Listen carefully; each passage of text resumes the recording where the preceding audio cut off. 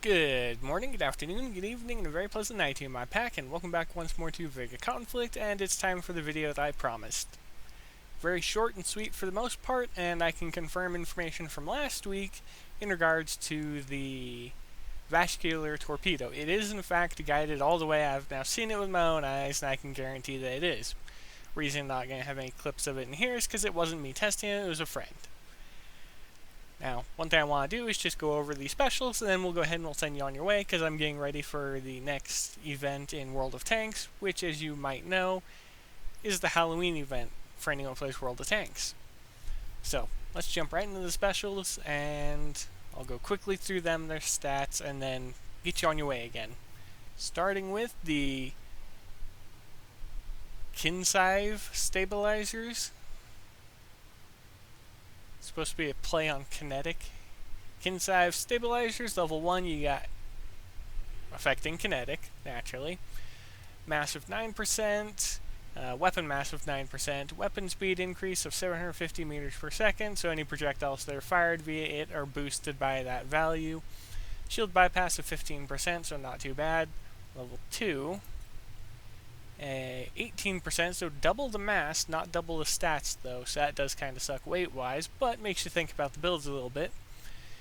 The weapon speed boost is 1,100 meters per second. The shield bypass only goes up by 5%, so it goes up to 20%. Could be better in some regards due to the weight, but again, makes you actually think a little bit about how you're going to fit your vessels. Next up is the Galvanic Conductors 1.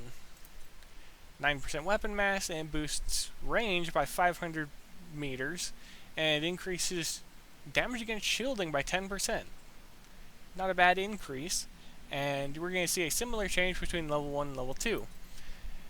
18% weapon mass increase, not too bad, and the range of 750 meters, and then 15% increased damage against shielding.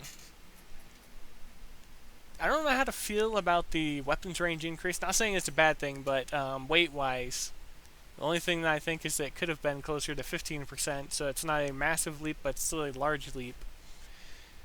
And then possibly have the final one go to 20, but right now it's 9, 18, 27. And the reason I don't go over the reusables, just to clarify real quick, is because most of the time I prefer to cover the blueprint tech because it's easy to get for everyone for the most part. Unless you're tier locked, in which case then you're going to need someone else to help you. Little oversights there. Next is the Brink Warheads 1 and 2, and right off the bat we can see that it's got same thing as the others. 9% weapon mass at level 1. This one increases area of effect radius by 220 meters, and it also allows the projectiles to travel an additional 500 meters before they detonate for their final time. So that'll be good against large fleets of enemy vessels and things like that, but for the most part we haven't seen that too much with the tier so far. Level 2, right off the bat, 18% weapon mass increase, which is expected.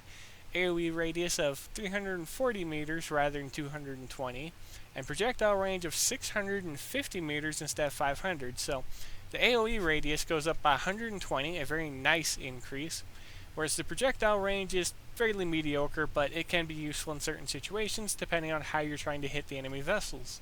Especially if you're lining them up and you're sending something like, say, the missiles that we got recently with the cruiser. I'm forgetting their name at the moment.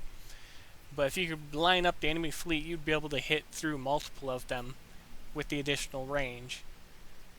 But that's going to actually be it for now. Hop back to the base, and yeah, that's actually it for now. That's all I wanted to share, because that was what I wanted to do last week, and now it's out of the way, and I'm going to get ready for the World of Tanks stuff starting tomorrow. Well, actually, it might be today, depending on when this is uploaded. But either way, be safe out there, happy hunting, and as always, I'll see you later.